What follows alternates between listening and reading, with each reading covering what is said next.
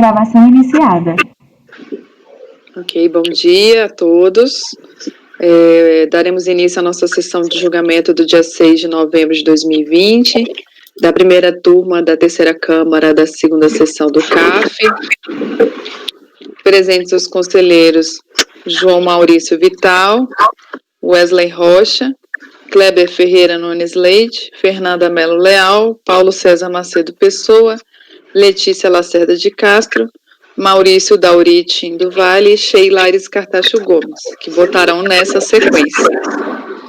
Eu estou ouvindo tipo um reverb da minha voz, um eco, acho que tem alguém com o microfone ligado. Eu quero retomar, nós havíamos iniciado a discussão do processo, item da pauta número 86, de relatoria do Dr. Wesley, da Engedep Caldeiraria e Montagens Limitada.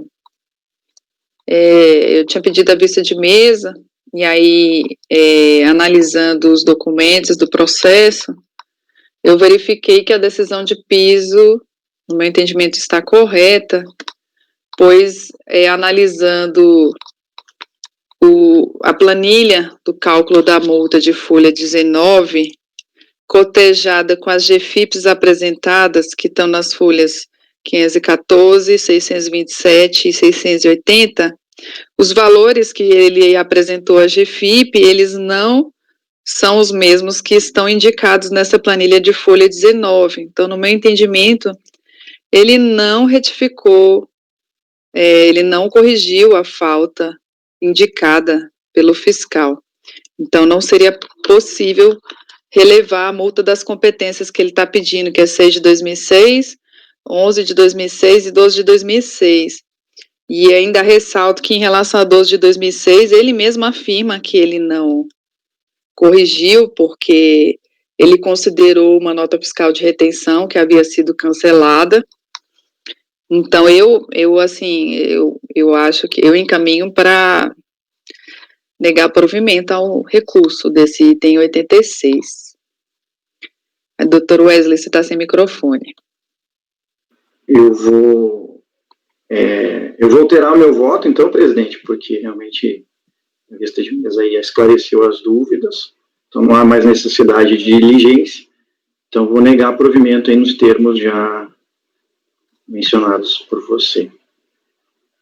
Ok, eu vou colocar em votação, então. Eu estou sendo visto ou não? Tá, para mim tá. Tá bom. Alguém tem algum questionamento? Doutor João. Eu acompanho. Doutor Kleber. Acompanho. Doutora Fernanda. Acompanho. Doutor Paulo. Acompanho. Doutora Letícia. Acompanho. Doutor Maurício. Acompanho. Eu também acompanho. Então, acordo aos membros do colegiado por unanimidade de votos em negar provimento ao recurso. Esse foi o item 86, processo julgado no dia 6/11, período da manhã.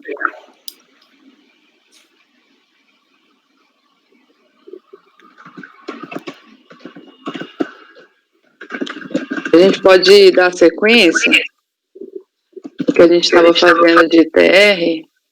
Ou você quer já fazer, Fê, aquele que ficou para trás? Eu acho que a gente pode, assim, o de hoje eu consigo fazer todo, aquele que ficou para trás eu não consegui terminar todo. Ah, tá. Então vamos continuar. Os de hoje terminaram todos, porque aquele que ficou para trás, aquele de ontem, foi de contribuição previdenciária. Ah, não, então deixa ele lá. Os de hoje estão todos, os que não estavam, finalizei. Tá. Então vamos continuar a sequência do ITR lá, né?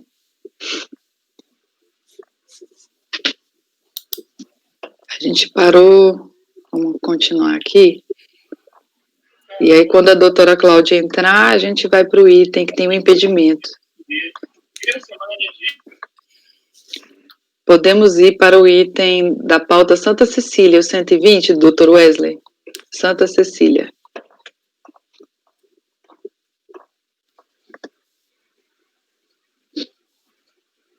Podemos. Deixa eu abrir aqui.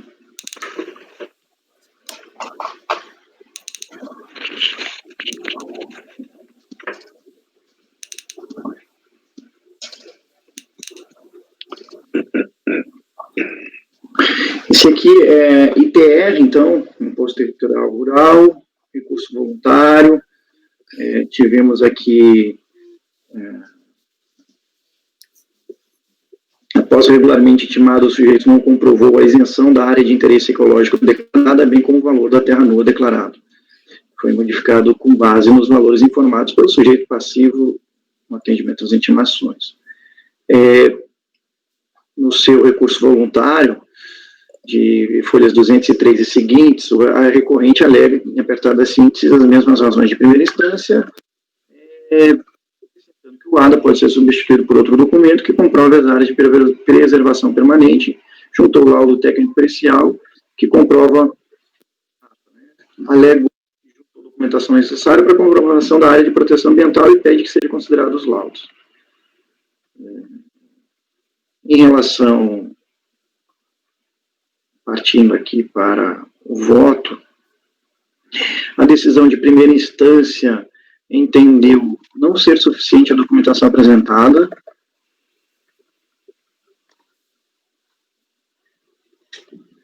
O laudo técnico informado citado informa sobre a existência do imóvel de áreas de preservação permanente devidamente afastadas da tributação do ITR e as áreas de interesse ecológico, que não foram assim declaradas, mediante ato específico do órgão competente. No caso, a fiscalização manteve o lançamento à área de preservação, pelo interessado em 683,5 hectares, embora o ato declaratório ambiental apresentado não seja específico para o exercício de 2007. Para fins de isenção da área de interesse ecológico, existe no imóvel a necessidade de seu reconhecimento por um ato específico.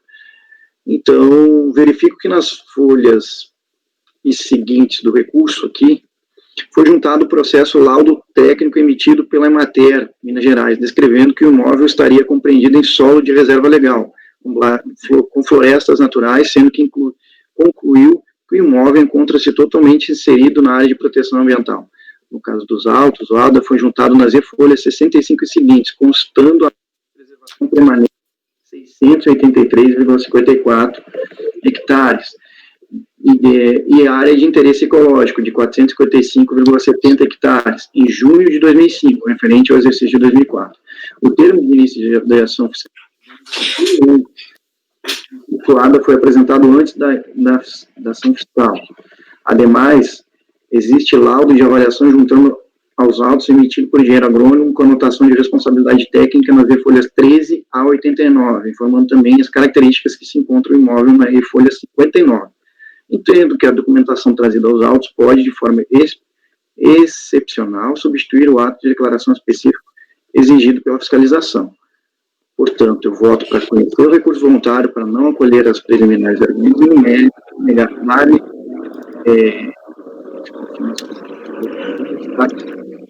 a conclusão. E no mérito dar-lhe provimento, restabelecendo as glosas da área de preservação permanente de 683,54 hectares e área de interesse ecológico de 455,70 hectares.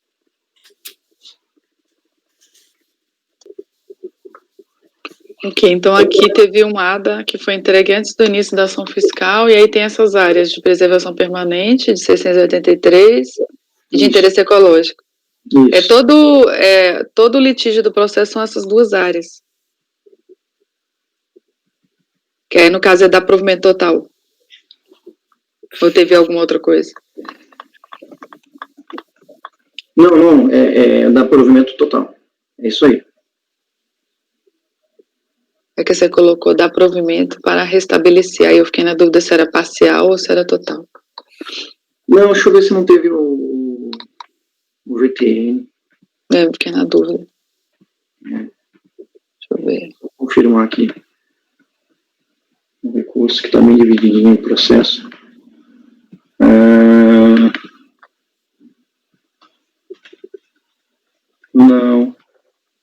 Não tem VTN.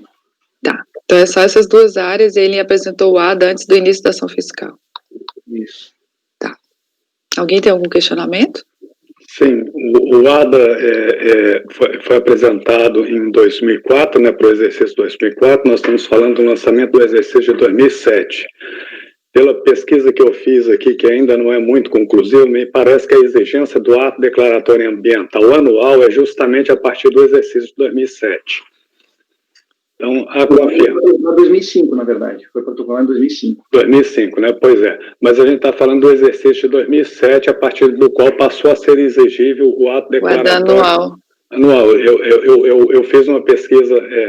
É 2007, sim, que é 2007, a exigência anual, Então, aí realmente ele não... Entendo que não supriu, entendeu? Esse ADA não é tempestivo, no caso. Alguém tem mais algum questionamento? Doutor João. Aí a questão não é nem a questão de ser tempestivo, ele é inexistente. O ADA tem 2007. Hoje 2007 não, ele juntou hoje 2005. Daí, isso. Mas não consta... Ali eu me basei também com o cotejo analítico, também com aquele documento dado pela matéria de minerais. Ok. O documento ele se encontra na folha...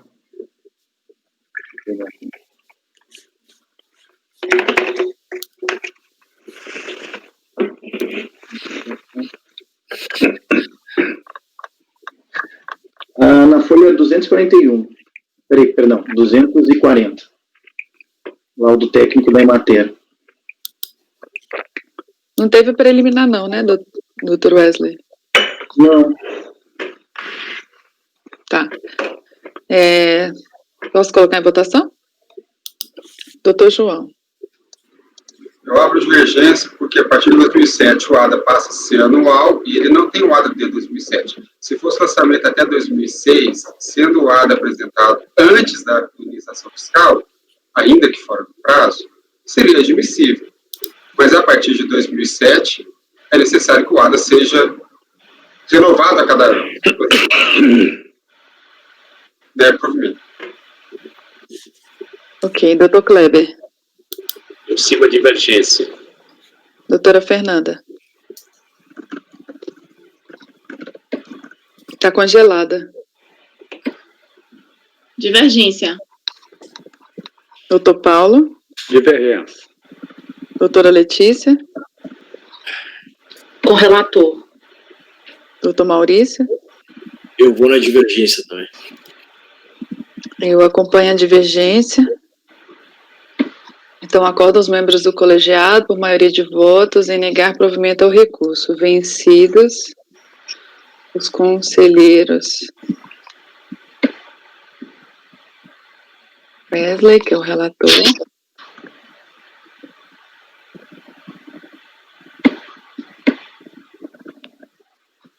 Wesley e Letícia.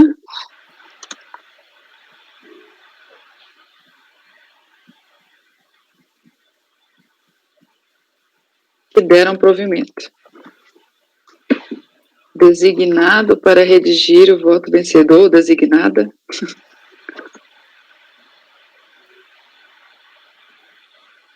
Pode pôr eu. Pode ser, Fê? Mas aí eu acho que vai ter 30 dias da formalização, acho que talvez já teria resolvido, né? Deus queira, né? Designada para redigir o voto vencedor.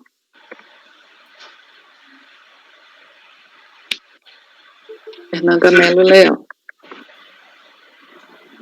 Acordo os membros colegiados por maioria de votos em negar provimento ao recurso. Vencidos os conselheiros Wesley Rocha, relator, e Letícia Lacerda de Castro, que deram provimento.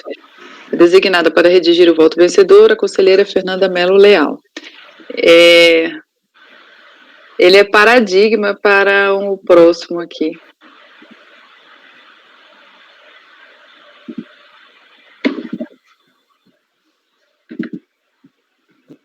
Próximo processo também é do doutor Wesley. Deixa eu ver se a Cláudia está me mandando mensagem. Ouviu? É 122, Sandra Souza. Vamos, enquanto a Cláudia não entra, a gente vai tocando. Tá. Também o ITR aí.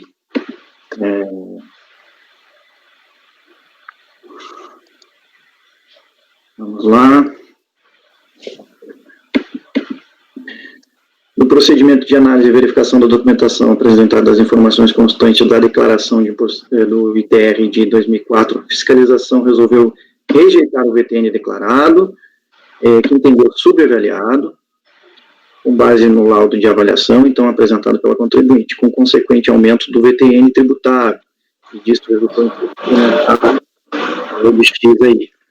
Esse recurso, nas folhas 144, a recorrente alega, apertada síntese, as mesmas razões de primeira instância. Também foi objeto de lançamento a questão da reserva legal, e nas suas razões de recursais, existe aí a recorrente apresentou a necessidade de inclusão das áreas de mata nativa, reserva legal e reserva particular do patrimônio natural, aduzindo que por todos os laudos apresentados nos autos é inegável a existência de mata nativa na propriedade rural do objeto do ITR. Sobre o ADA não apresentado, alega que outro documento supre a informação da área de preservação ambiental no que diz respeito à obrigatoriedade do ADA. Quanto ao valor de terra nua, aduz que apresentou o laudo técnico para o profissional habilitado, e por fim, seu acatamento aí, das suas argumentações. Passando do valor de terra nua, eu entendo que, assim como na decisão de primeira instância, não preencheu os requisitos ali das normas da BNT necessários para o laudo. Então, o valor referência consta na folha 8, tem o CIPT, tá? O CIPT está ok, com aptidão agrícola. E importa mencionar que os valores colocados foram justamente o que foi informado pelo contribuinte no próprio laudo, né? Sobre a área de reserva legal e a área de reserva particular do patrimônio natural, nesse quesito aqui, o contribuinte não apresentou nada, mas está constando na matrícula do imóvel, para comprovar a área de reserva florestal legal, segundo a matrícula nas folhas 23, eu fiz um recorte ali da matrícula. Então, esse conselho já decidiu por diversas vezes, tem a súmula 122, a averbação da área de reserva legal na matrícula do imóvel em data anterior ao fato gerador, supre a eventual falta de apresentação do ato declaratório ambiental. Portanto, eu voto por conhecer o recurso voluntário para dar de parcial provimento para que seja cancelada a glosa da área de reserva legal e reserva do patrimônio natural, totalizando 332,2 hectares. Eu voto, presidente. A averbação foi tempestiva, doutor Wesley? Do que? Ela foi averbada... Faz tempo essa averbação. Hein? Dia 26 de agosto de 2008. O exercício é qual? Exercício 2004. Agora a questão não é essa, Sheila. A questão é que não houve glosa nenhuma de área de reserva legal. Não? Não tem glosa de área de reserva legal, não tem glosa de nenhuma área. Só houve VTN, a matéria dos autos só VTN. Então nem tem que acatar isso. O recurso aqui, acabei sendo incluído aqui, não olhei lá. Na folha 3, a alteração do VTN, e aquele demonstrativozinho da retificação da declaração está na folha 4. A única alteração feita na declaração dele foi VTN, única.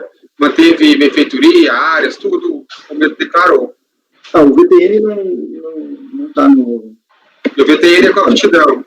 O VTN tem a aptidão agrícola, está na folha 8, mas o laudo não tem ali as exigências da BNT.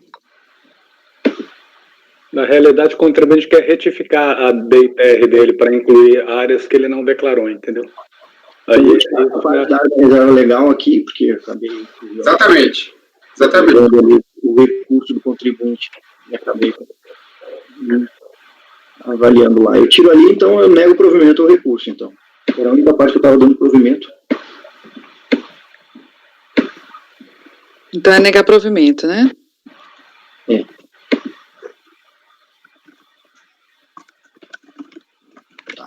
Doutor João, estou resolvendo aqui o negócio da Cláudia. Eu acompanho. Nego provimento. Tá. Doutor Kleber. Acompanho. Doutora Fernanda. Acompanha. Doutor Paulo. Acompanho. Doutora Cláudia, a gente só está finalizando, pode ficar aí, não precisa sair não. Eu estava te mandando a mensagem agora. Doutor Paulo, acompanha. Doutora Letícia. Acompanho. Doutor Maurício. Só uma dúvida. Eu também acompanho. Só uma dúvida. Na questão do conhecimento, acho que seria interessante, então, nem conhecer dessas argumentações. É matéria estranha, Lídia, não é isso? Essa matéria não está na LID. Eu vou votar por não conhecer das matérias que não foram objetos de lançamento e negar provimento nas demais matérias. Negar provimento ao recurso. Conhecer parcialmente do recurso. Conhecer parcialmente. Não conhecendo das matérias estranhas à Lídia? Não conhecendo do quê? Não conhecendo da matéria que não foi objeto de lançamento.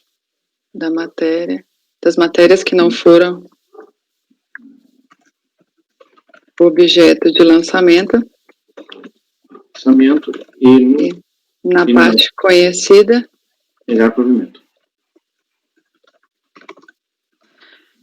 Na parte conhecida, negar-lhe provimento.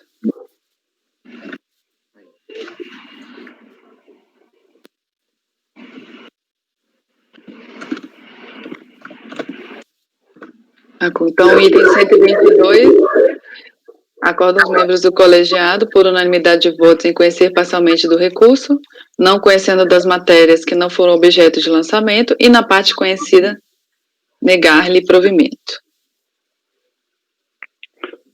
Isso vai se aplicar ao item 122 e ao 123.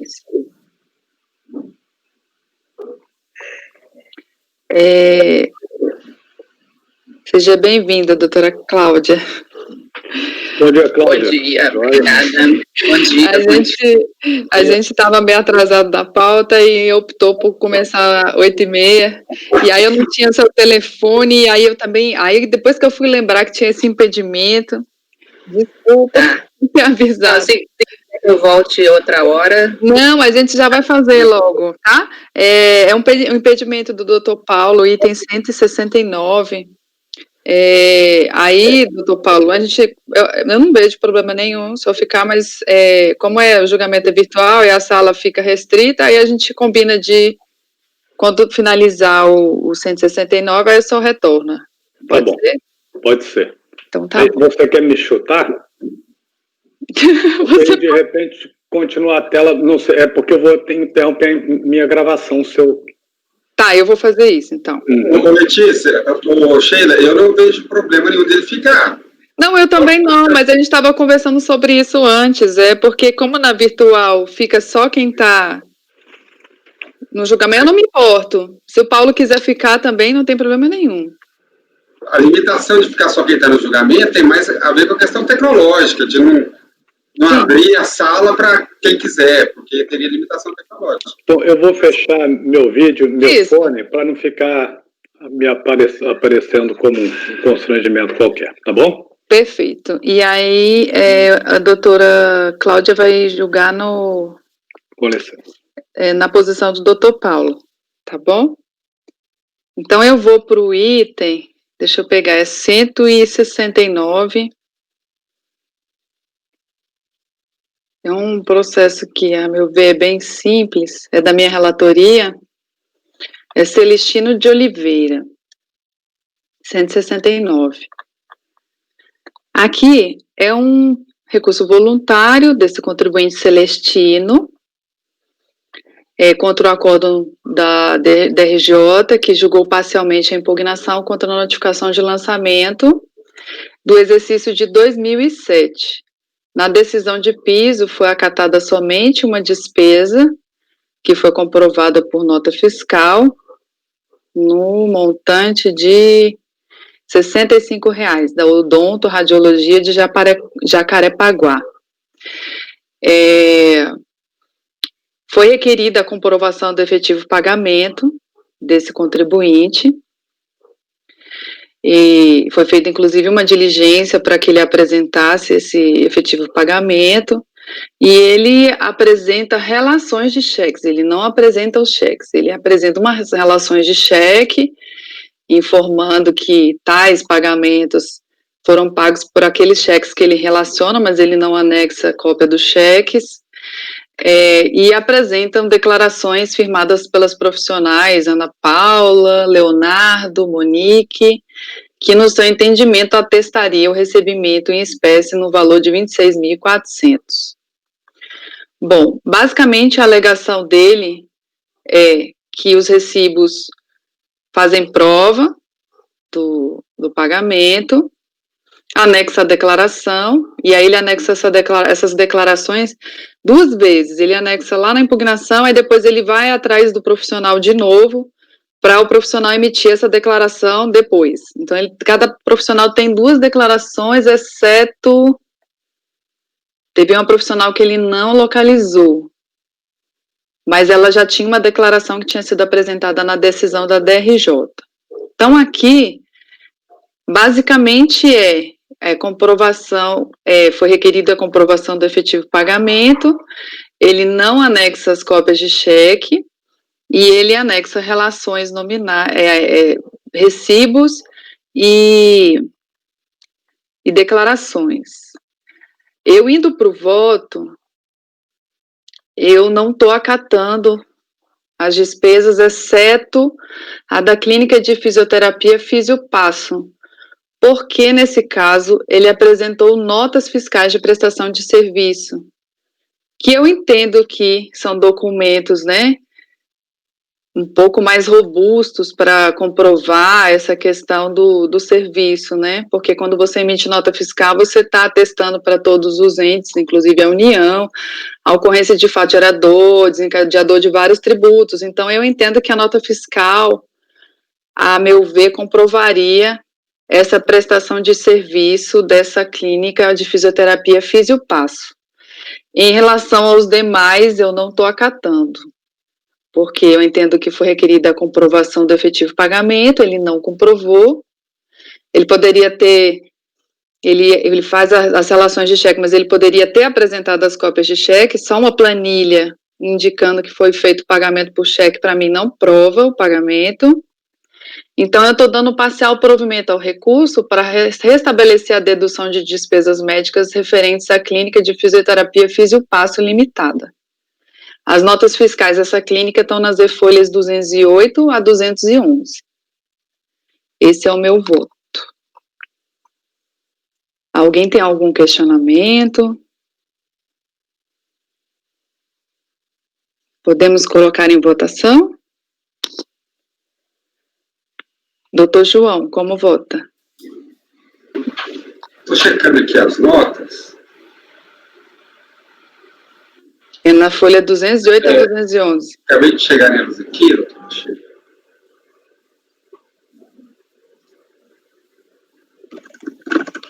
Consta aqui a autorização e permissão da Prefeitura de janeiro. Eu acompanho. Doutor Wesley? Esse é aquele caso ali que eu tinha falado que as declarações não estavam com endereço, estava sem informações do conselho, essas. Não, esse é o outro caso. Essas declarações, algumas vão ter endereço, os recibos também vão estar dentro das formalidades, alguns. Uhum. Mas eu entendo que, como foi requerida a comprovação do efetivo pagamento, eu não estou acatando. Ele teve a oportunidade de fazer na diligência, não fez. Ele poderia ter anexado as cópias de cheque, os cheques mesmo, ele não anexou. Então, assim, eu entendo que ele teve a oportunidade ainda, né, de providenciar e ele não fez. É um entendimento mais restrito que a gente utiliza, né? A turma tem um posicionamento divergente em relação à despesa médica. Alguns acatam a declaração e o recibo como prova, outros entendem que se houve o pedido do efetivo pagamento, teria que comprovar de alguma forma, quer seja relacionando por meio de extrato, tentando fazer uma correlação de saque com as datas. Isso não tem, assim, eu não... É bem difícil ter isso num processo assim. Né? Aí é muito elemento de convicção, assim, se ele tivesse apresentado algum recibo com exames, com outras coisas que me fizesse acreditar, assim, eu até acataria a declaração e o recibo, mas eu não me convenci, assim, das despesas. Uhum. Eu vou ouvir divergência, então, para acatar naquela tese que a gente acaba olhando os recibos e... Para dar provimento. Todos vão ter declaração e recibo. Tá, eu vou abrir divergência para dar provimento ao recurso. Ok. Doutor Kleber. Põe a relatora. Doutora Fernanda. Relatora. Doutor Paulo. Doutor Paulo. Doutora Cláudia. Eu não sei como é o posicionamento da senhora na tela. Não, meu posicionamento, eu tenho entendimento que a autoridade fiscal pode exigir, né, esse efetivo pagamento, mas aqui eu vejo que a notificação foi muito específica, né, ela apontou a falta de beneficiário, então essa exigência de efetivo pagamento foi pela autoridade julgadora. Então, acho que aí eu entendo que não cabia essa exigência, porque, né, mudou a fundamentação, né? Então, eu acompanho a divergência para dar provimento. Tá. Sheila, desculpa, eu levantei a mão, porque eu não sabia dessa... Vocês sabem o meu posicionamento na turma, bem como é. Não, a fundamentação do auto não tinha a questão do efetivo pagamento, mas a autoridade julgadora entendeu, antes de efetuar o seu juízo, em fazer uma diligência. Eu acho que eu pulei essa parte aqui no relatório. Porque essa parte, para mim, é de fundamental importância. Assim, sempre, isso em todos os meus votos, eu sempre mantenho essa coerência. Quando o lançamento, exatamente no sentido do que a Cláudia falou, quando o lançamento já exige a comprovação do pagamento e o contribuinte não comprova o pagamento, eu nego o provimento. Quando o lançamento, a autoridade lá, lançadora, ela pede, como nesse caso, ou o endereço, ou um beneficiário, ou, enfim, qualquer informação nesse nível, o contribuinte junta. E aí, depois, em sede de DRJ, a DRJ fala assim, não, mas você não comprovou o pagamento. Eu entendo também que está exigindo um novo critério jurídico, uma nova fundamentação. Eu entendo que é uma nova exigência que não foi feita para o contribuinte lá. Então, assim, nestes casos, eu também sempre mantenho a minha coerência no sentido de que o que foi solicitado no lançamento, o contribuinte supriu, tá? Então, nesse caso específico, como eu não sabia, levantou essa bola aqui agora, eu vou manter a coerência da minha postura. Já que não foi exigido no lançamento a comprovação do pagamento, que foi exigido o endereço e tal, beneficiário, e a questão do beneficiário, também todo mundo já sabe o meu entendimento, que hoje, atualmente, eu já entendo que é o próprio assinante, o próprio contribuinte. Então, neste caso, também eu vou dar provimento, tendo em vista que o motivo do lançamento não foi a falta de comprovação de pagamento, e sim outros critérios legais que foram supridos. Tá, eu vou recolocar em votação, porque eu realmente não lembrei que isso tinha sido aqui em relação a só a DRJ. Mas como a doutora Cláudia falou, eu agradeço por ter colocado, foi isso que foi feito. Ele não foi requerido o efetivo pagamento, não foi o fundamento do auto da notificação, mas a DRJ fez uma diligência, e nessa diligência foi solicitado a comprovação do efetivo pagamento. Aí, doutor João, o senhor mantém? Não mantenho o voto, de modo algum. A DRJ, ao meu ver, não poderia, como não poderíamos aqui também, se fosse sede de segunda instância, exigir do contribuinte algo que não constou do inquérito fiscal. Uhum. Porque ela não tem competência de lançamento.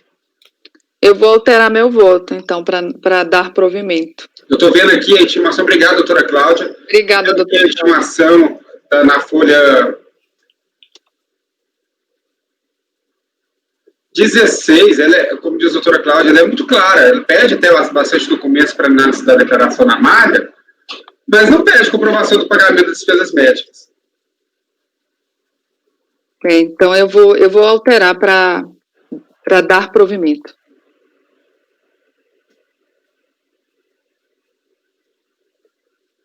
Tendo em vista que isso só foi requerido na decisão de primeira instância.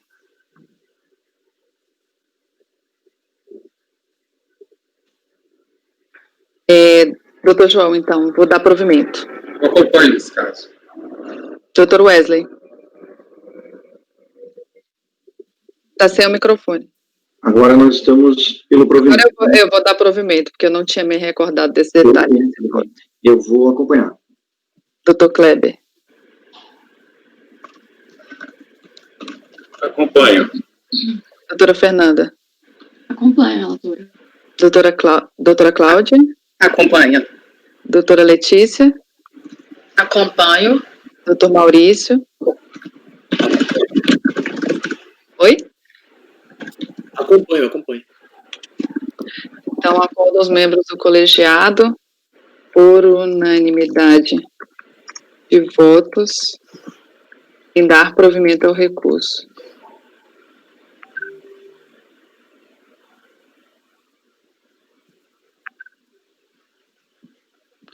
Perfeito. Então, esse foi o item 170.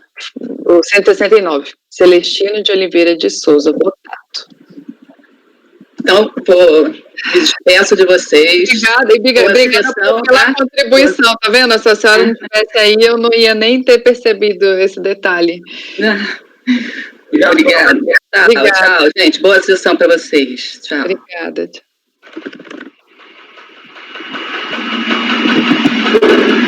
Paulo. Paulo tá aí?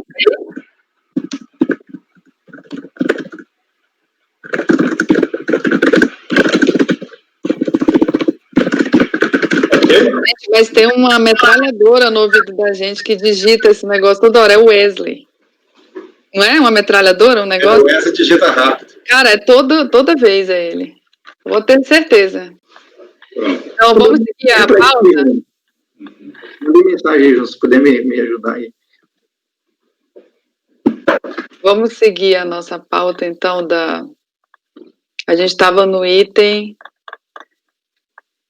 Estava indo para o item 135, não é isso? A gente fez... Não, a gente estava lá para trás, espera aí.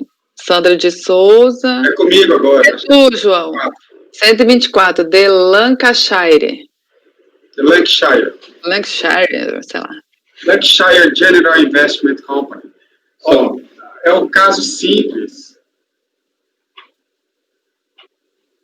É diligência. Vou direto para o voto. Não encontra... O caso é de ITR. Não se encontra qualquer referência à origem dos dados constantes do CIF. Assim, não dá para saber se o CIF tem aptidão ou não. Esse é o caso. Então, antes de dirimir a controvérsia, que está relacionada ao CIFT, é fundamental que a unidade preparadora esclareça sobre a composição dos dados utilizados, os termos tais.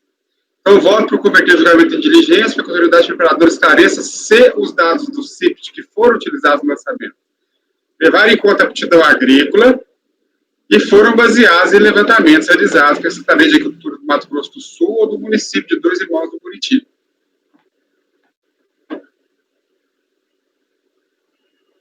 Ok, eu nem abri o voto ainda. Não, é porque eu procurei no processo, não tem informação alguma sobre o dado do CIPT, se tem ou se não tem aptidão agrícola. Vou pegar aqui para copiar. Não, mas tem no processo a folha de informação da aptidão ou não? Não tem, pois é isso. Normalmente tem ou indica que foi com a média das declarações ou que foi com a aptidão. Nesse caso, como não indicou nenhuma coisa nem outra, não dá para saber o que foi. Tá. Eu concordo com a diligência, então. Doutor Kleber. Acompanho. Doutora Fernanda. Acompanho.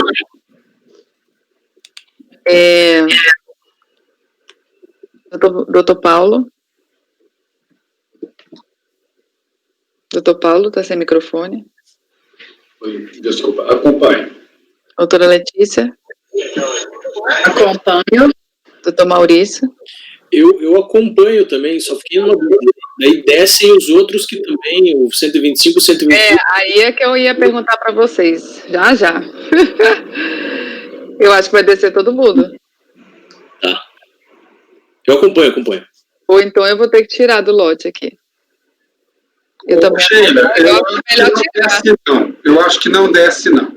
Eu acho que nesse caso, que os outros é traço de paradigma, mas é do mesmo contribuinte, não é? É.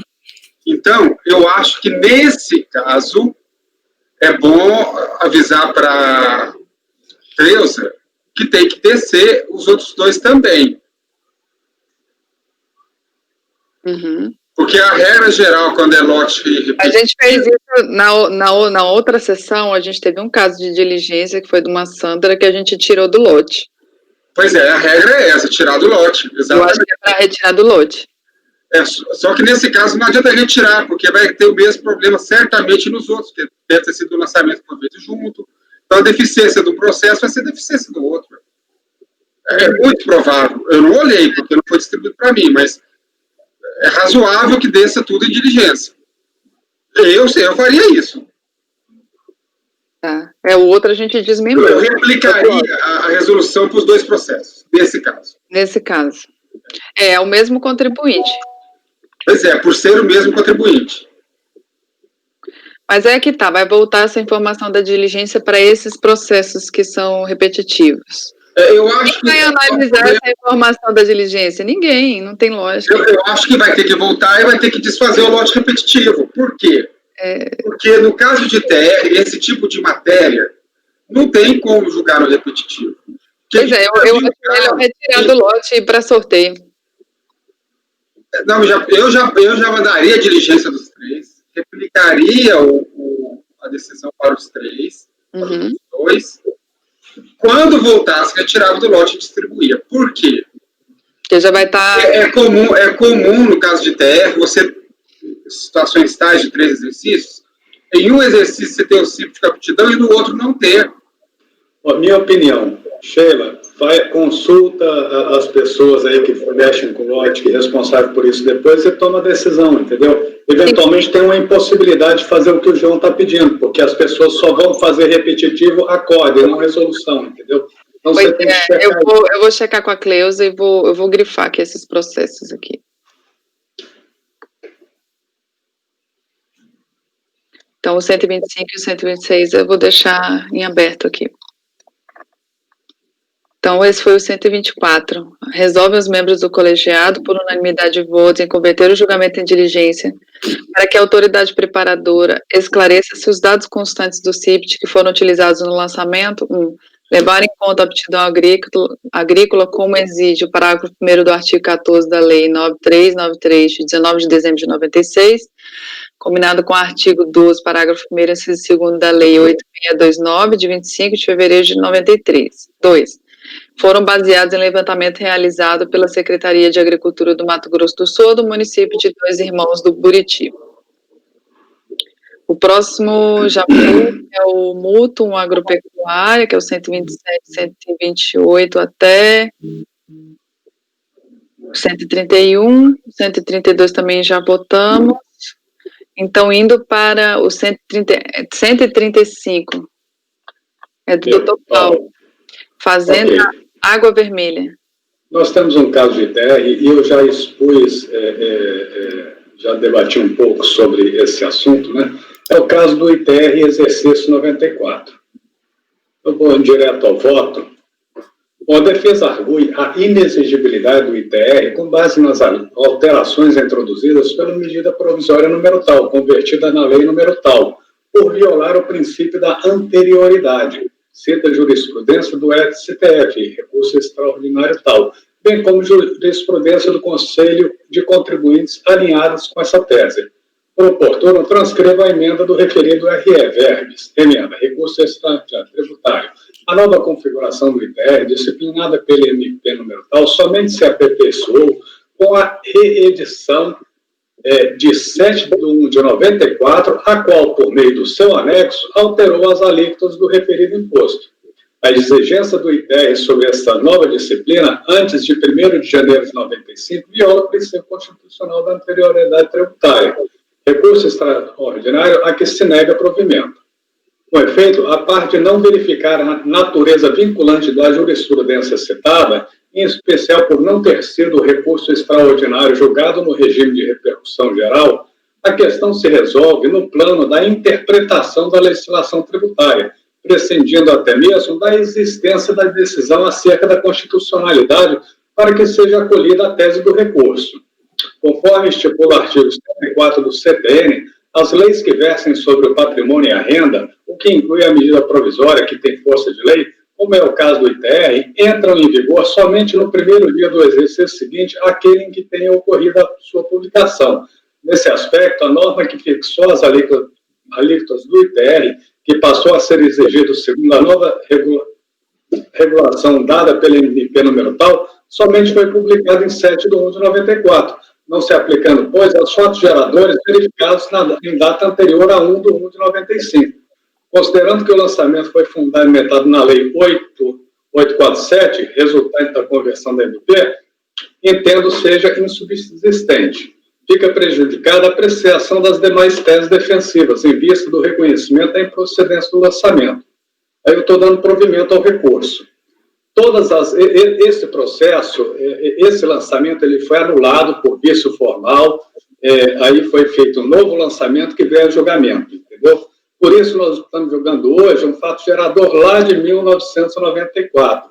Os julgamentos que ocorreram na época compatível pelo Conselho de Contribuintes, isso foi lá por volta de 2006, 2008, foram todos na linha de anular o lançamento porque não havia alíquotas definidas, entendeu?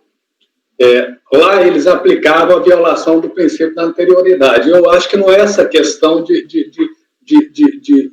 da violação disso em termos constitucionais. O próprio CTN tem a previsão para me definir quando começa a vigir uma lei que institui o tributo, né? Aí eu estou dando provimento ao recurso. Nós já julgamos essa matéria na sessão passada, acho que foi até unânime. O processo do senhor mesmo, doutor Paulo. Não, eu comentei com você esse processo, é a primeira vez que eu estou trazendo. Essa matéria veio já. Não, é porque a gente conversou sobre ela, de repente deu essa impressão. Ah, pode ser, que é a tabela que veio, que estava anexa. Eu até tratei disso aqui no curso de PAF sobre essa questão, entendeu? Que eu estava em dúvida se só pelo fato de ter... no curso de PAF. Pode ter sido. Eu abordei essa questão em tese lá. Ok. Então, doutor João, como eu voto? Doutor Wesley.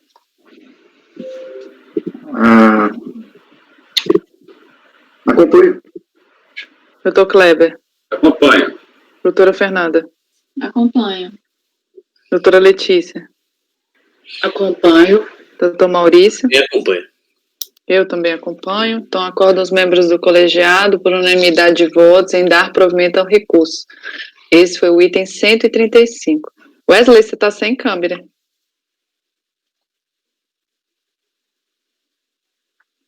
Item 136.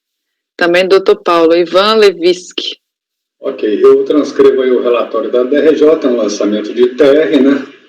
Sumario aí a impugnação e vamos ao voto, que eu vou enfrentar as teses que ele deduziu na impugnação. Registro que a matéria devolvida a esse colegiado restringe-se à glosa das áreas de reserva legal, posto que não houve impugnação quanto ao arbitramento do valor da terra nua, e não foi aduzida a razão do recurso contra a glosa da área de preservação permanente de 35 hectares, efetuada no exercício de 2006. Só um parênteses, esse lançamento trata de 2 exercícios, 2006 e 2005. O contribuinte se confundiu um pouco na hora da defesa dele. Rejeito a preliminar de nulidade do lançamento. O recorrente aduz que a exigência referente ao exercício 2005 teria fundamento na falta de apresentação do documento que não for exigido em termos de intimação, qual seja, o ADA, quando o lançamento desse período decorre exclusivamente do arbitramento do valor da terra nua, matéria que não foi objeto de impugnação, que é plantos precusa.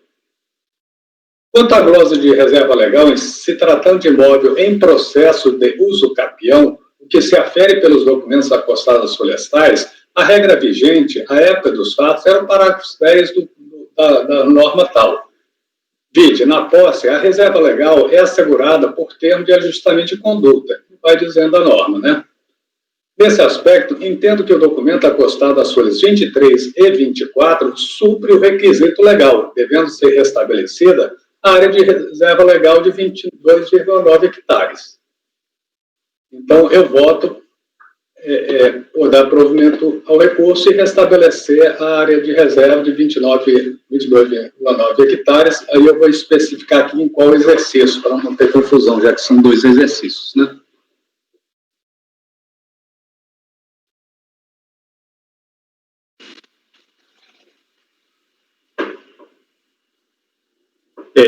No exercício de 2006, eu vou consignar aqui.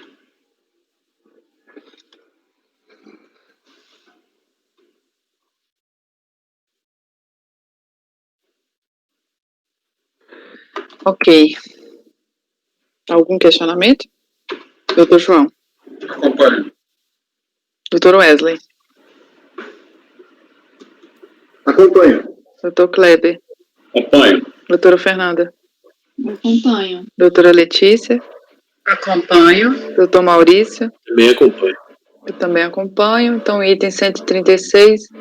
Acordam os membros do colegiado por unanimidade de votos em dar provimento ao recurso para restabelecer a área de reserva legal de 22,9 hectares no exercício de 2006. Isso. Doutor Paulo também, 137. Polo de consultoria.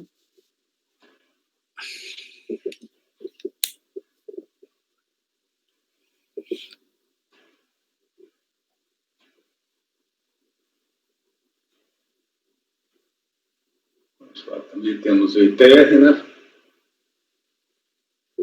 O processo de notificação e lançamento para fim de constituição do ITR, exercício 2005, em face da glosa da área de preservação permanente declarada e o arbitramento do valor da terra nua. O sujeito apresentou sua impugnação, bastante extensa nos seus itens, né? Mas a adesão do piso manteve o lançamento. E ele vem com recurso voluntário e eu já vou para o voto, eu vou enfrentar as teses que ele deduziu. Rejeita a preliminar de nulidade do lançamento por cerceamento do direito de defesa. O lançamento, lavrado por autoridade competente e faz do sujeito passivo da obrigação tributária, está adequadamente fundamentado, permitindo o pleno exercício do direito de defesa. Não se vislumbra, pois, nenhuma das dispostas do artigo 59 do decreto 7235. Quanto à pretensão do recorrente em ver restabelecida a dedução da área de preservação permanente, não obstante a vasta argumentação deduzida no recurso, no sentido de não ser exigível a apresentação do protocolo do ADA como requisito para reconhecimento, requerendo ser admitido laudo técnico, aí eu cito a norma que obriga o ADA, né? Então, não estou acolhendo essa tese. E esse entendimento está em harmonia com a jurisprudência do CAT, exemplo a qual tal assim aumentado. Para ser possível a dedução da área de preservação permanente, a partir de 2001, é necessário a comprovação que foi requerido tempestivamente do IBAMA a expedição do ADA. O exposto mantém a glosa de área de preservação permanente, cuja exigência não tem fundamento em presunção, como aventado no recurso voluntário, e sim na omissão do sujeito passivo em comprovar o preenchimento do requisito legal para o uso da isenção. Quanto à majoração do valor da terra nua, o lançamento teve fundamento em dados coletados no CIT e de extrato florestais, apurados sem considerar as aptidões agrícolas, não se prestando, pois, ao arbitramento levado ao efeito no lançamento, por não respeitar o disposto. Aí eu cito a norma, né? Então, considerando que o sujeito passivo requeriu em sede de impugnação fosse aceito o laudo técnico apresentado, laudo esse que especifica o valor da terra nua em 103 mil, manifesto pelo acolhimento desse valor por ser incontroverso. Então, é como eu voto.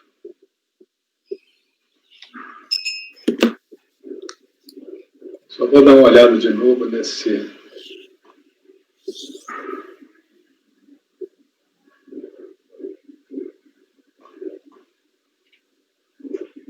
Você está considerando o valor do laudo, né?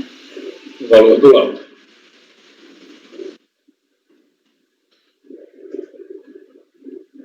Ok, doutor João? Acompanho. Doutor Wesley? Acompanho. Doutor Kleber? Acompanho. Doutora Fernanda? Acompanho. Doutora Letícia? Acompanho. Doutor Maurício? Eu também acompanho.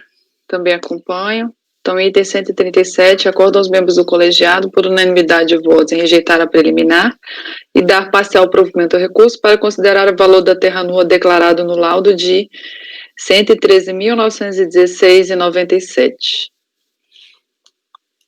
138. Ok, também temos o lançamento do ITR, exercícios 2004-2005, eu transcrevo o relatório do acordo da decisão recorrida, que manteve a exigência, não obstante a impugnação, né? O contribuinte apresenta recurso voluntário, cujas teses eu vou enfrentar no voto. Então, vamos direto ao voto. Não conheço a arguição de inconstitucionalidade, cito a súmula carta número 2. Conheço das demais matérias. Rejeito a arguição quanto à glosa da área de reserva legal no exercício 2005, fundada na invalidade da utilização quase total do imóvel. Observe que o sujeito passivo declarou a reserva legal de 100 e tantos hectares, sendo alterado para 189. De 199 para 189, que corresponde à área consignada no ADA, admitido como prova pela fiscalização, de modo que a área gozada é de 10 hectares e não houve apresentação de nenhum documento apto à comprovação da existência dessa área para fins de reconhecimento da isenção de terra nos modos preconizados ao citar norma. Então, do exposto, considerando ainda que a alegada impossibilidade de utilização do imóvel por restrições ambientais não autoriza o reconhecimento da área de reserva legal sem o cumprimento dos requisitos, eu mantenho a glosa. Rejeito ainda a alegação contrária ao arbitramento do valor da terra nua. Ocorre que o laudo de avaliação apresentado, subscrito por corretor de imóveis, desprovido de anotação de responsabilidade técnica e sem indicação de nenhuma transação que tenha servido de parâmetro, não se presta a confrontar o CIPT, né? Então, eu estou mantendo o arbitramento do valor da terra nua. Quanto à glosa das áreas utilizadas com pastagem, coaduna com os fundamentos da decisão recorrida por rejeitar a alegação do recurso. Verbos. Impugnante não trouxe documento para justificar a área por ele declarada nos dois exercícios. Apenas alega que o imóvel é utilizado com lavouras e pecuárias.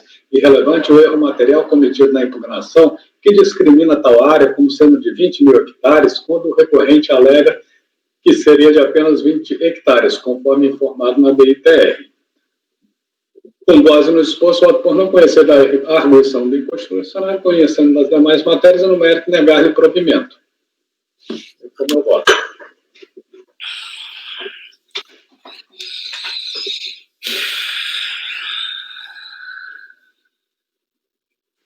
Algum questionamento? Doutor João? Doutor Wesley? A cafeteira aí do doutor Paulo está convidativa. De manhã, sim, eu tenho que tomar 1 litro de café para acordar. Ainda mais na sexta, depois dessa sexta. Eu vou acompanhar a relação. Doutor Kleber? Acompanho. Doutora Fernanda? Acompanho. Doutora Letícia? Acompanho. Doutor Maurício? Eu também acompanho.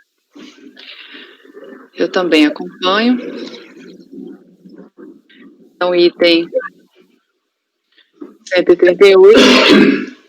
Acordo aos membros do colegiado, por unanimidade de votos, em conhecer parcialmente do recurso, não conhecendo da alegação de inconstitucionalidade e, na parte conhecida, negar-lhe provimento.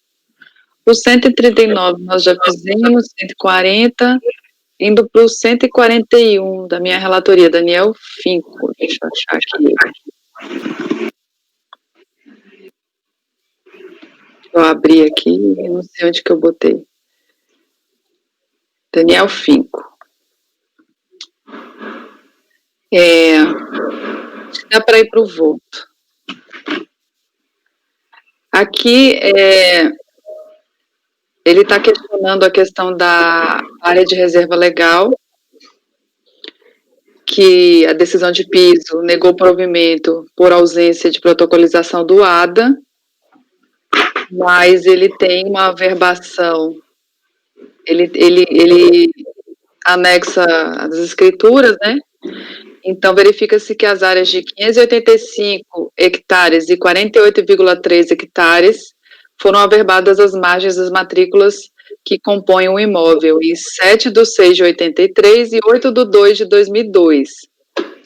Desta forma, eu estou considerando comprovada a área de reserva legal de 585 hectares nos exercícios de 2000 a 2002, porque a última averbação foi em 2002, mas foi em 8/2/2002, e aí, em relação ao exercício de 2003, eu estou considerando 633,3, porque aí ele já tinha outra averbação de 48 em 8/2/2002, portanto, ela é tempestiva para o exercício de 2003, não é tempestiva para o exercício de 2002, que teria que ter sido feito em 1/1/2002. Então, em relação à área de preservação permanente,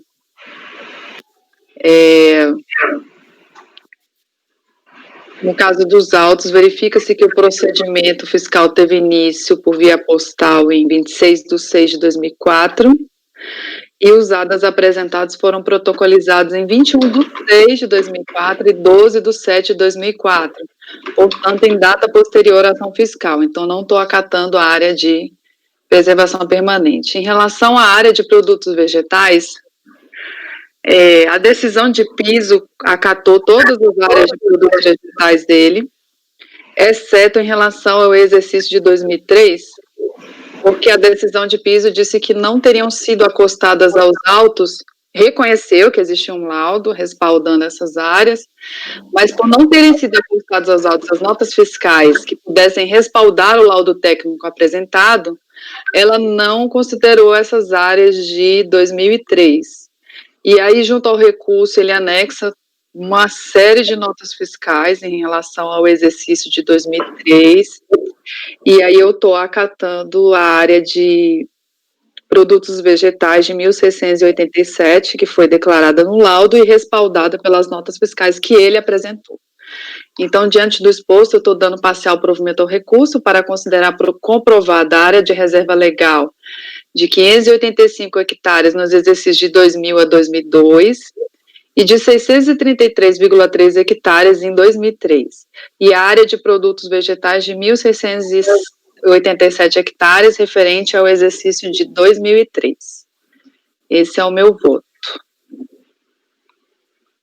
Algum questionamento? Doutor João? Eu só faço uma observação que você disse que a averbação da reserva legal para o ano 2002 deveria ter acontecido até 1º de janeiro de 2002, na verdade deveria ter acontecido até 31/12/2001. Tá. Pela súmula tem que ser antes do fato gerador, e o fato gerador é 1º de janeiro.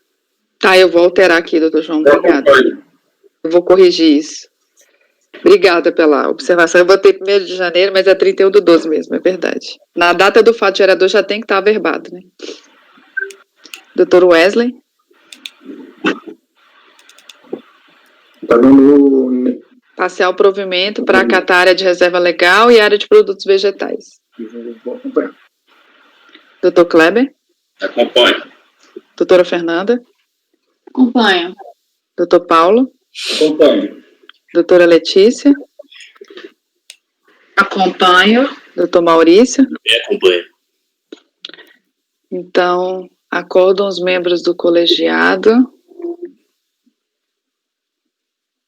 por unanimidade de voto, em dar parcial provimento ao recurso para considerar comprovada a área de reserva legal de 585 hectares, apareceu um negócio de colar aqui na frente, nos exercícios de 2000 a 2002 e de 633,3 hectares em 2003, e área de produtos vegetais de 1.687 hectares, referente ao exercício de 2003.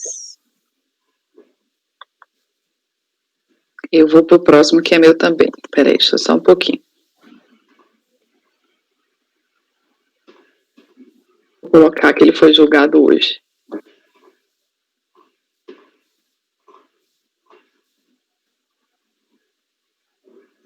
Haroldo.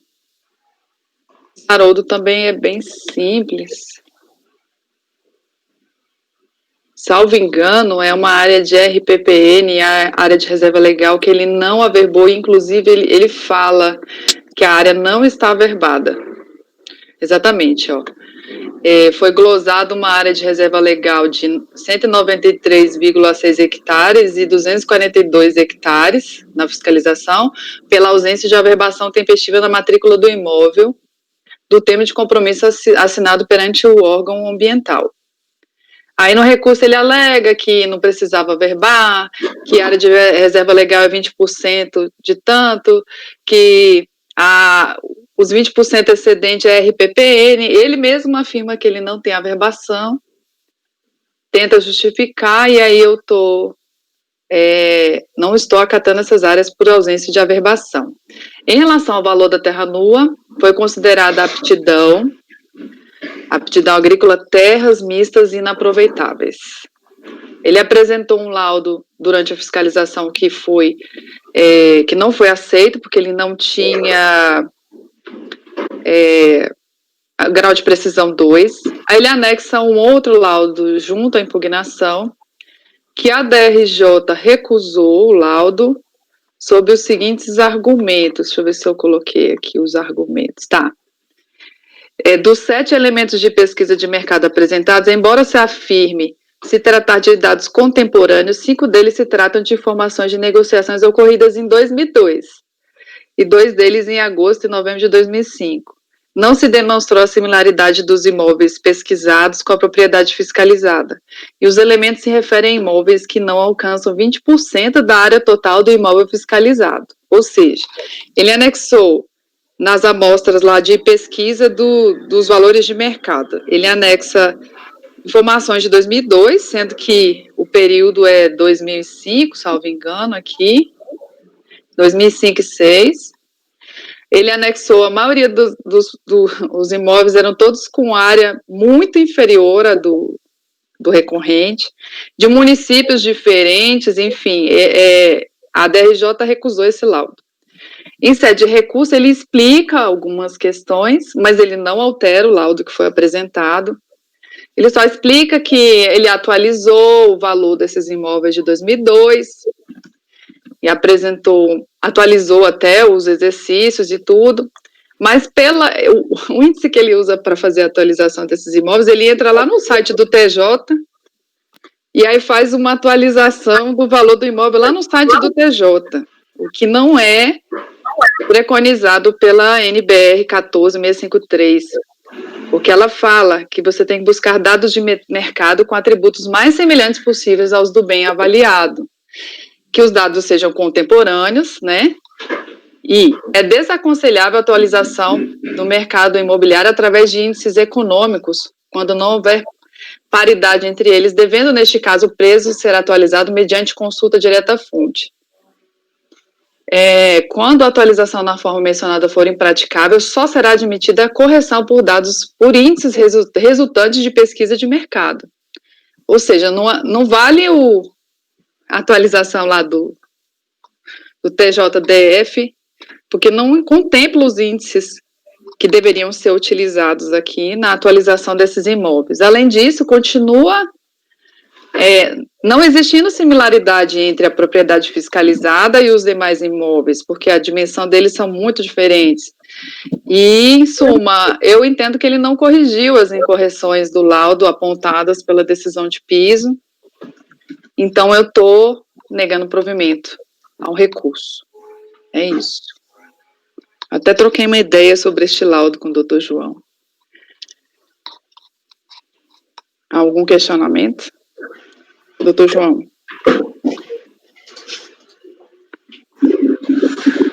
Eu sempre, no caso de laudo, quando o questionamento é sobre a adequação do laudo às normas da BNT, é sempre importante a gente verificar os elementos da norma. Então, eu concordo, já conheci o caso, como a Sheila falou, tinha visto o caso. Uma coisa que chamou a atenção é o fato dele ter usado dados tão mais antigos, 2002, para um ITR de 2005, e atualizado monetariamente, sem usar, na verdade, um índice de preços, um índice que refletisse a variação de preço, a inflação à vida nos preços de terra. A correção monetária e variação de preço são coisas diferentes. Esse foi além das outras condições não atendidas do laudo. É sempre importante checar se os elementos amostrais do laudo cumprem as exigências da BNT, que, ao fim e ao cabo, é para tentar tornar aquela avaliação mais próxima possível da característica do imóvel que está sendo avaliado. Eu acompanho. Eu até citei no meu voto as disposições da norma que ele deveria ter cumprido. Dr. Wesley? Eu vou acompanhar, presidente. Dr. Kleber? Acompanho. Doutora Fernanda? Acompanho. Dr. Paulo? Acompanho. Doutora Letícia? Acompanho. Dr. Maurício? Acompanho. Então, item 142, acordam os membros do colegiado, por unanimidade de votos, em negar o provimento ao recurso.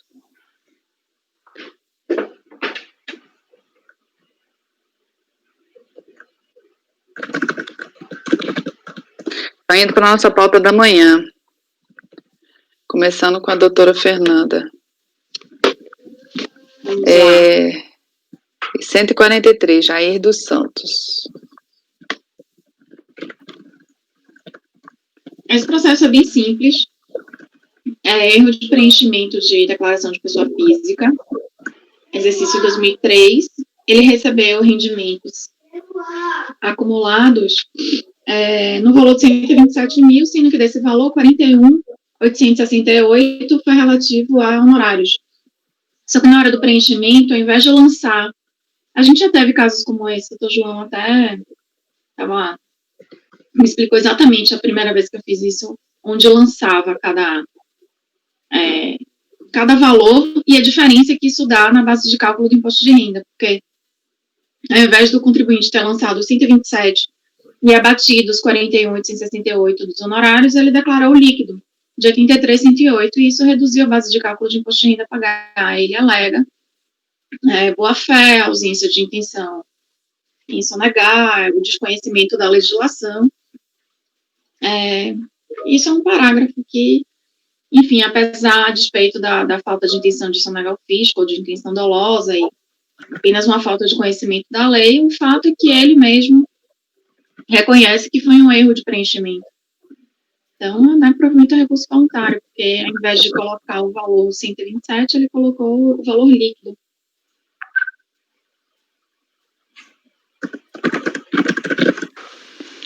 Ok, algum? Paulo? Só para esclarecer, se ele colocou o valor líquido dos honorários, ele declarou corretamente. Não acredito que esse seja o motivo do lançamento. O motivo do lançamento deve ser o fato de ele não ter declarado também o valor do imposto de renda retido da fonte, para integrar o rendimento bruto. Que o certo não só isso. Não só isso. Além, foram várias coisas. Primeiro, ele recebeu, na verdade, 127 mil, mas ele só declarou 83. Isso. Tá? Então, eu entendo que ele deveria declarar os 127 e abater do valor de 41, e isso restaria o líquido de 83, não é isso?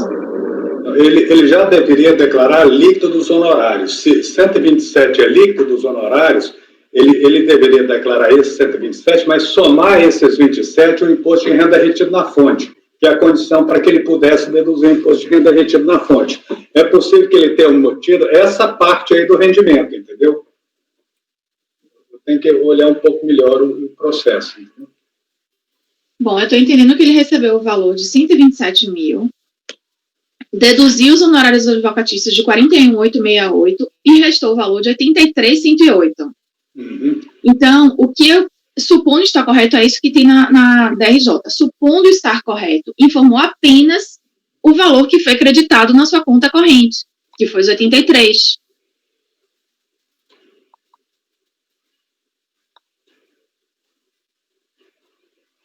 Ele declarou apenas os 83,108, ele não declarou 127. Esse aqui não foi nem um caso teve um outro que foi... Ele deve ter declarado isso e deve ter deduzido o imposto de renda na fonte, as duas coisas. Provavelmente. Vou dar uma olhada aqui rápido, mas me... Tá aí. Mas, de qualquer forma, é negar provimento. É negar provimento do recurso porque eu entendi que ele preencheu de forma equivocada. Sim, tinha que ter Mas colocado. O que eu tinha entendido que ele tinha Está negando provimento, está tranquilo.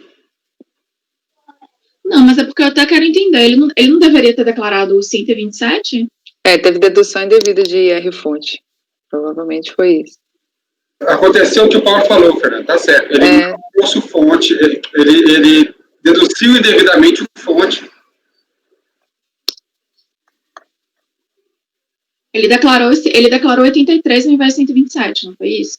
Isso. Não, foi isso que eu tinha entendido. Ele declarou 83,108, quando na verdade ele deveria ter declarado 127,747. Na verdade, o que está no lançamento é que ele deveria ter declarado 99,217. Ele deixou de incluir aqui a parcela relativa a INSS. Ah, tá. Aí houve também um lançamento de fonte, dedução indevida de imposto de renda, o imposto de renda na fonte relativo aos rendimentos recebidos, tal, conforme aprendendo, o contribuinte é de 5 mil e tal. A soma do IR na fonte de 22 totaliza 6 mil e tal, a ser informado na declaração. Então, houve uma dose de fonte também e houve uma omissão de rendimento. A omissão de rendimento só porque ele não tinha colocado o valor total que ele recebeu. Não foi isso? Agora, a omissão de rendimento foi para incluir o valor do INSS que ele não considerou como rendimento bruto, que ele devia declarar o rendimento bruto, já deduzido dos honorários advocatícios, entendeu? Então, ele fez certo, ele deduziu do honorário advocatício como deveria deduzir. O fiscal está dizendo que ele deveria ter declarado 99 mil e tal, e não 127 mil. E esse 99 mil e tal é porque foi incluído 16 mil e pouco de INSS, que ele não incluiu no rendimento líquido que ele recebeu e deveria ter incluído. Então, é basicamente isso. Ele faz uma confusão, ele não entendeu o lançamento, se defendeu de algo que não está no lançamento, entendeu? É improcedente de qualquer forma. Porque teve um preenchimento equivocado de qualquer forma, né? E ele pede a isenção da multa e juros e, enfim, nega provimento por falta de previsão legal. Uhum. Ok. Doutor João? Acompanhe. Doutor Wesley? Acompanho. Doutor Kleber? Acompanhe. Doutor Paulo? Acompanho. Doutora Letícia? Acompanho. Doutor Maurício? Também acompanho. Também acompanho. Então, item 143, acordo aos membros do colegiado por unanimidade de votos em negar provimento ao recurso. 144, doutor Paulo. Milton Gualberto. Benefício de vantagem juiz classista, né? Então, eu transcrevo aí trata-se recurso voluntário interposto contra acórdão tal, que julgou improcedente a manifestação de conformidade apresentada contra o despacho decisório de florestais, que indeferiu o pedido de restituição de fonte incidente sobre verbas recebidas a título de abono variável. Aí eu transcrevo a emenda. Ele apresenta o recurso voluntário e eu vou já ao voto. Bom, conheço do recurso, não há preliminar. Se não era a defesa reitera as alegações da manifestação de inconformidade, requerendo seja admitida a não incidência do imposto de renda sobre verba recebida a título de abono variável, que entregou proventos da aposentadoria, invocando a aplicação da resolução tal do STF. Trata-se de matéria já enfrentada por esse colegiado, cuja jurisprudência dominante afirma a inexistência da pretendida isenção, exemplo do acordo número tal. Aí eu cito aqui uma jurisprudência. Com efeito, não verifico permissivo legal albergar a pretendida isenção do imposto de renda sobre verbas pagas a título de abono variável aos juízes classistas, ainda que percebidas na condição de aposentado, por não se subsumir à hipótese tratada na resolução tal do STF. Vou esclarecer ainda que o entendimento acolhido nesse acordo não implica alteração da natureza jurídica das verbas recebidas pelo sujeito passivo, não havendo lide a esse respeito. Trata-se de aferir se tais verbas possuem a natureza indenizatória reclamada, o que ficou afastado. Então, nego provimento ao recurso.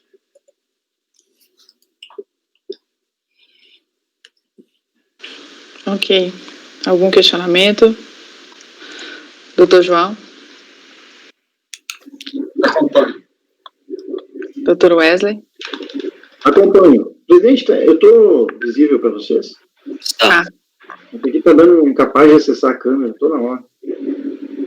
Ok, acompanho. Doutor Kleber? Acompanho. Doutora Fernanda? Acompanho. Doutora Letícia? Acompanho. Doutor Maurício? Eu acompanho também. Também acompanho. Então, item 144, acordam os membros do colegiado por unanimidade de votos em negar provimento ao recurso. 145, do Wesley, Maria das Graças. Aí a gente, se quiser, a gente dá um intervalo depois desse, pode ser? É fácil, viu? Os meus outros também, se quiser fazer, faz 1 minuto. São 3, que dá para fazer até antes do intervalo. Não tem tempestividade. Infelizmente, o processo Maria das Graças, é o item 145, tá? É bem simples ele, no sentido de que a recorrente pede a isenção por moléstia grave. Ocorre que a decisão de primeira instância afirmou que não houve aqui a juntada de laudo pericial médico oficial referente às doenças que permitem a isenção. O que aconteceu é que ela preenche só um dos requisitos para isenção, que é receber uma pensão, mas não preenche a moléstia, a doença cometida que ela sofreu aqui uma tetraplegia. Meu Deus, tá vendendo aí, João? Desculpa. Querem comprar? Comprar o quê aí?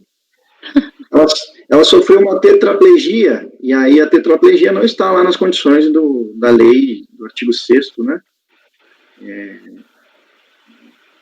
Da lei 9.250, se não me engano. Não, 11.052 de 2004. Então, ela não se encontra, ela sofreu uma tetraplegia, no sentido de que, pelo que eu entendi, ela sofreu um acidente, né, e ficou, infelizmente, está aí nesse estado aí desde 2005. Não tem muito o que se fazer, apesar de lamentar aí a tetraplegia da recorrente, não está na lei. O laudo apresentado, ela diz, o laudo é oficial, é pelo SARA. O SARA é uma rede de hospitais, né, de reabilitação, de fato, atende ao poder público também, mas não está na lei ali para as condições da isenção. Então, eu estou negando o provimento ao recurso voluntário, promovendo a manutenção da decisão de primeira instância. Ok. Algum questionamento? Doutor João? É bem lembrado, SARA não é um hospital.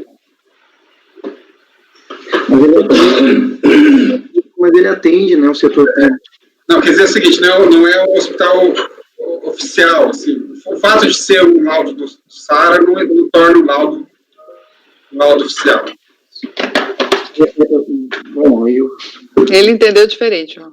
Ele só entendeu que a doença não está no rol lá das isenções. O SARA foi privatizado há muito tempo. Você falou que o SARA atende o setor público. Vários hospitais atendem o setor público. Atendem pelo SUS. Estou dizendo, SARA não é um hospital público, porque muita gente confunde. É uma parceria público-privada. Não, é uma fundação. Não é mais, não? Uma fundação privada, totalmente privada. Mas quando tem lá um convênio com o poder público, ele está... Eu tenho dúvida se tem esse convênio com o poder público, em que termos ele seja, entendeu? Mas ele não integra o SUS. Não, para integrar o SUS eu sei que não. Mas eu acho que é uma PPP, né? Mas, de qualquer forma, ela... É uma fundação beneficente, esqueci da fundada lá pela mulher do Juscelino Kubitschek, mas é totalmente privado. Sim. Sim, as pessoas que recebem até pelo regime do FGTS, essas coisas. Os contratados. Muito bom. Mas É seletista até. A gente tem aquelas parcerias que, inclusive nos interiores, aí, diversos hospitais privados que atendem, né, o setor público, enfim. Sim. Então, doutor João? Já acompanhei. Acompanhou? Doutor Kleber? Acompanho. Doutora Fernanda? Acompanho. Doutor Paulo? Acompanho. Doutora Letícia? Acompanho. Doutor Maurício? Eu também acompanho. Também acompanho. Então, o item 145, acorda os membros do colegiado por unanimidade de votos em negar provimento ao recurso. Ele é paradigma para o 146 ao 148. Se quiser, a gente pode fazer esse aqui e dar um intervalo. Esse 149, 150 e 151 é o tipo do caso que a gente até comentou ontem. É intempestivo. O recurso é intempestivo, foi reconhecido também até pelo despacho, né, que encaminhou aqui para o CAF, e ele tem uma alegação de tempestividade em que ele alega que ele viajou, que a ciência só teria ocorrido quando ele retornou de viagem do exterior, dia 14/1/2013. Ou seja, aí ele anexa os bilhetes da viagem, e aí ele quer dizer que só poderia contar a partir desse momento. A intimação foi feita no domicílio fiscal dele, foi recebida, eu invoco aqui a súmula CAF número 9, e aqui eu falo, inclusive, quando ele retorna de viagem, ainda está dentro do prazo do recurso, tá? Então, eu estou conhecendo parcialmente do recurso, conhecendo apenas da alegação de tempestividade, para, na parte conhecida, negar-lhe provimento. Tá certo o meu entendimento? Eu acho que eu tenho que conhecer parcialmente, né? Uhum. Então, os três processos são a mesma coisa. Para quem quiser ver a data,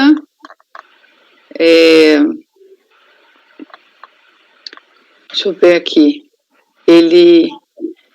A decisão de piso foi dia 22/12/2012, a ciência, e ele interpôs em 8/2/2012, tá? 2011, quer dizer, 22/12/2011, e ele interpôs o recurso em 8/2/2012. Ou seja, bem intempestivo. Assim que ele chegou Quer dizer, dessa não, é viagem, 2013, pronto. assim que ele chegou dessa viagem, presidente, ele foi relatar isso e pedir a recontagem do prazo, ou ele por si só considerou como termo inicial quando ele chegou? Ele está considerando como termo inicial o dia que ele chegou. Mas ele não foi até lá e falou, nossa, restitui meu prazo. Não, ele pediu uma vista do processo. Aí ele quer que considere a data da vista. Só que ele retornou de viagem quando estava no prazo ainda para recorrer, tá? Ele alega, o porteiro do meu prédio recebeu a correspondência, só que eu estava viajando para o exterior. É isso. Aí, algum questionamento mais? Doutor João. Espera só um minutinho, chefe, eu estou olhando aqui. É o caso da súmula CAF número 9, viu? Sim, eu coloquei, tá no meu voto, súmula CAF número 9, eu invoquei ela. Eu só estou resumindo o voto, mas eu falo da súmula CAF número 9, falo que as contagens de prazo são contínuas, que independente dele ter viajado ou não, o prazo estava correndo, né? Não, eu estou dizendo isso por conta da observação da doutora Letícia. A súmula é clara que se for no domicílio fiscal, independente de quem recebeu, não ser representante legal da pessoa, porteiro, empregada, qualquer pessoa que estivesse no domicílio, considerado falo da ciência. Exatamente. Eu invoquei a súmula CAF aqui, ó. Número 9. Doutor Wesley. Eu acompanho. Doutor Kleber. Acompanho. Doutora Fernanda. Acompanho. Doutor Paulo. Acompanho. Doutora Letícia. Acompanho. Doutor Maurício. Também acompanho. 10 minutos? Ah, não. Deixa eu só proclamar aqui, que eu tenho que interromper a gravação. Acordam os membros do colegiado, por unanimidade de votos, em conhecer parcialmente do recurso, conhecendo apenas da alegação de tempestividade, para, na parte conhecida, negar-lhe provimento. Esse foi o item 149, 150 e o 151. São 3 processos idênticos, a data da ciência é a mesma, a alegação é a mesma, é tudo idêntico. Aí a gente pode dar um intervalo, eu vou interromper a gravação.